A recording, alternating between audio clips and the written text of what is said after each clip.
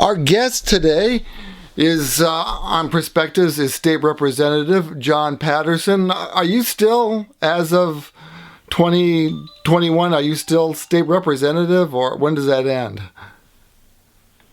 Midnight, December 31st. Okay, so by the time this airs... A few hours, yes. Right, so by the time this airs, you will be a former state representative. That's right.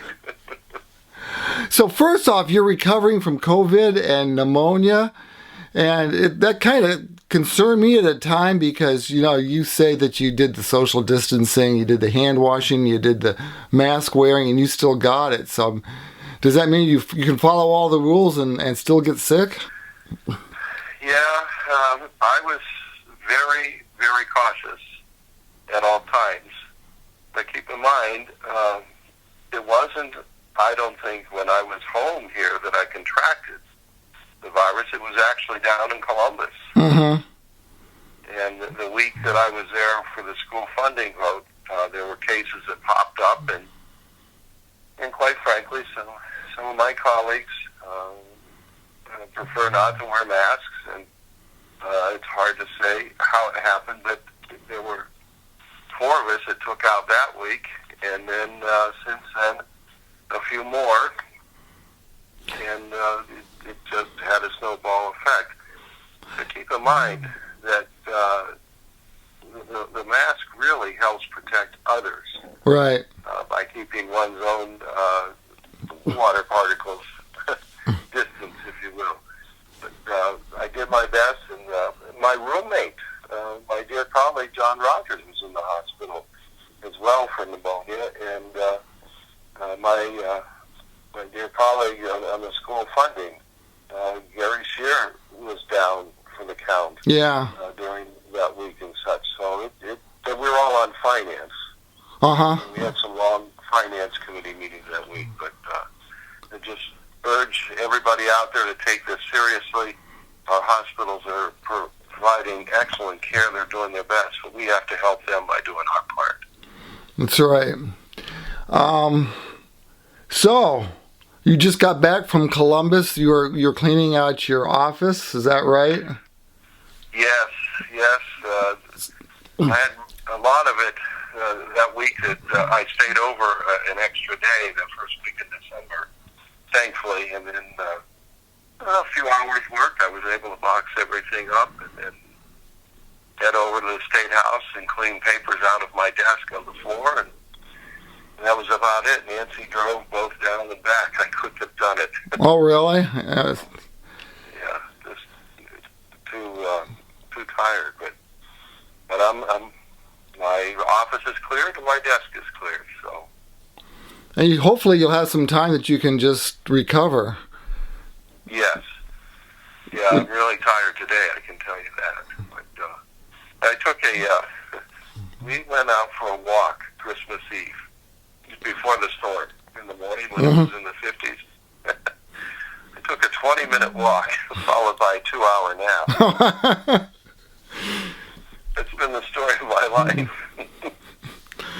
So, it will take a while. I mean, the doctor says 3-4 weeks to really recover. And I'm not one to sit still, as you well know. Right. But I'm doing better. Okay, well, that's good.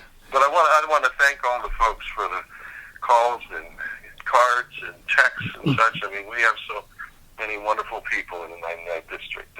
Thank you for and prayers. My goodness gracious, I'm humbled. Okay, well, very good. I'm glad you're feeling better, somewhat.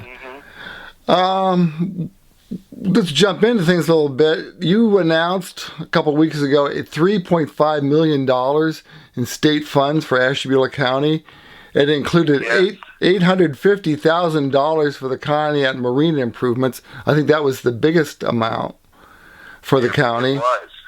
And then there were funds for the county fairgrounds, for Township Park, which voters approved money for new restrooms and snack bar and different things. And so the state is going to contribute to that as well.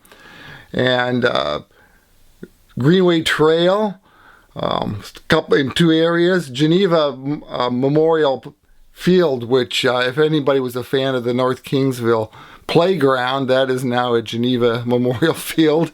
So do you want to talk about that, the high points of that, and what it's going for? To put this in, oh my goodness, to put this in perspective, first of all, this is the work of Senator O'Brien, Sean O'Brien, and our dear friend President Ophoff from Ashtabula County. And the three of us were determined that we would do our best in the capital budget for the county, and it really is amazing. I was reading an article. The Crawford Auto Museum in Cleveland was delighted to get $750,000 to help their efforts, and the marina alone, $850,000 for Conneaut, much needed, and it's going to help in so many ways with our ability to move pleasure craft in and out of the harbor with greater ease, and just make it overall a great experience for our folks in Conneaut. And then, of course, the Township Park project. I was hoping for a little bit more on that one, but hey, I'm never going to turn down $250,000. No, I wouldn't. So, kudos to them. Some great work there, and looking forward to the improvements at Township Park. It's important with D-Day and with the MS Bike Tour and all the other things that go on there. That's a jewel for us in the county. And when they went for the levy and it passed, the idea wasn't that was going to be all the money they needed. This was to show that they had some money that could be paired with other funds to get the job done. That's right. That's right. And, you know, there are a couple of projects here that really are foreshadowing great things for the county. The Paimatuning Greenway project, that's a trail from Leon out in Dorset Township to the state line running through Andover, and beginning to develop that. And this particular funding will take us within just a few miles of the state line. And, Bob, here's why that's important. This area through our district, through our county, is the golden link for the Industrial Heartland Trail. There are 5 states, New York, Pennsylvania, West Virginia, Ohio, and West Virginia, that have developed the trail system, but the link to all of them runs through Ashtabula County. And by completing that section, and I've been working with our cohorts in Pennsylvania, by their work to take it from the state line further inland in Pennsylvania, but to like Greenville, and on over to Franklin in time. This is a dream, and so that is critically important. This really positions us well for the future. And then another part that I'm really pleased to do was the Rock Creek Connector. I was going to mention that, yeah. Yes, that has been on my mind since day one. It's a safety issue, and thanks to the work of Larry Fimmerman and the folks at the business there in Rock Creek, we've been able to negotiate the right-of-way, and now we can build it. And I'm really thrilled to do that for safety for especially kids crossing that street instead of taking the dog leg. So, right, yeah, because the greenway kind of ends and then it curves around and you pick it up elsewhere. So. Yeah. So the fairgrounds, oh my goodness gracious. Right. The last round, look what happened to the grandstand. That was part of the capital. So I'm excited for them. And they've had a rough year with the COVID crisis and how that impacted fairs and gatherings.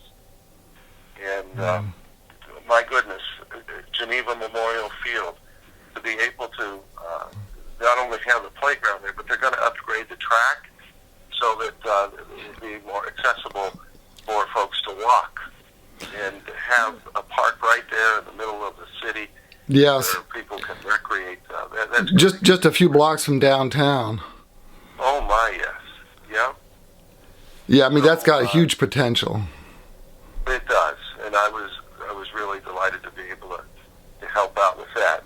And then at the lake, Geneva on the Lake, we were able to get $250,000 for the continuation of their bike trail, which again will help tourism and move traffic with greater ease through the strip there. Yes, and, definitely. That's a beautiful area to ride in. Oh my goodness, yes. Yes. So, and the Jenny Munger Museum received some money for the shoreline protection project. That's a wonderful museum that we have. Yeah.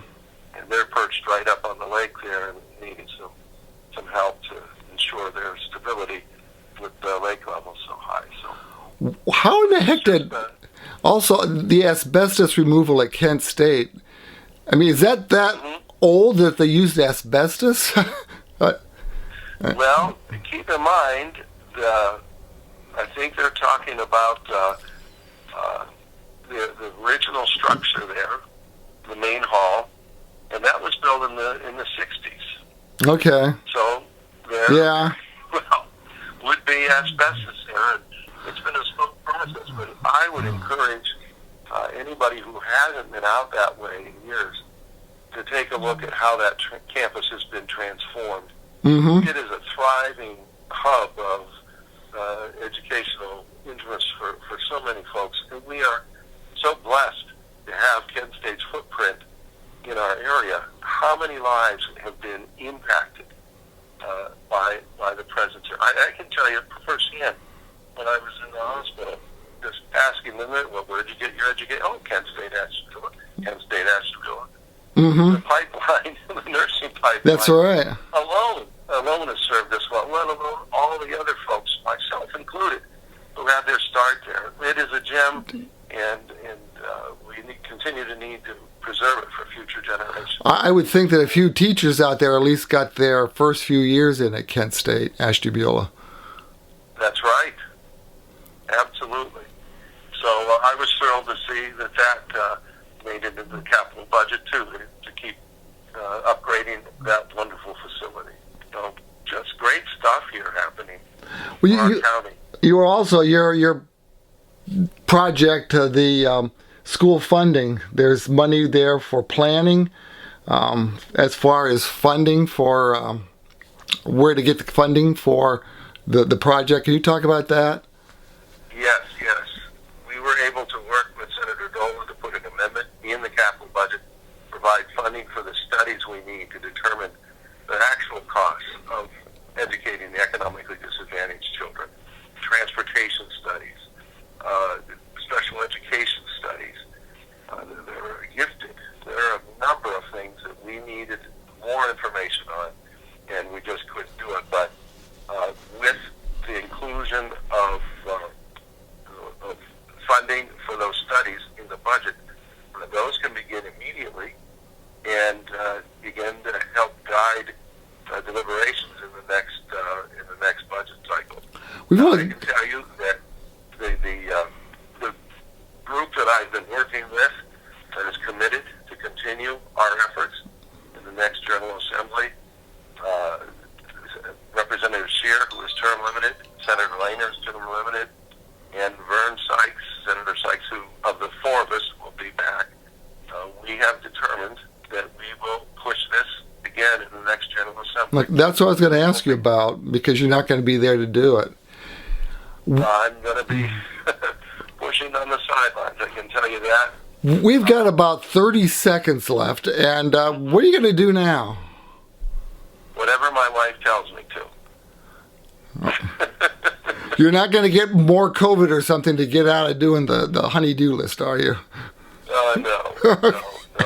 All joking aside, I don't know what I'm going to do. Well, that's not a joke. It's what my wife tells me. You'll find stuff to do. Yeah. We got to go. Window or shut a door. Right. Hey, this has been great. Okay. Thank you very much for all the times that you've come on and updated us on Columbus.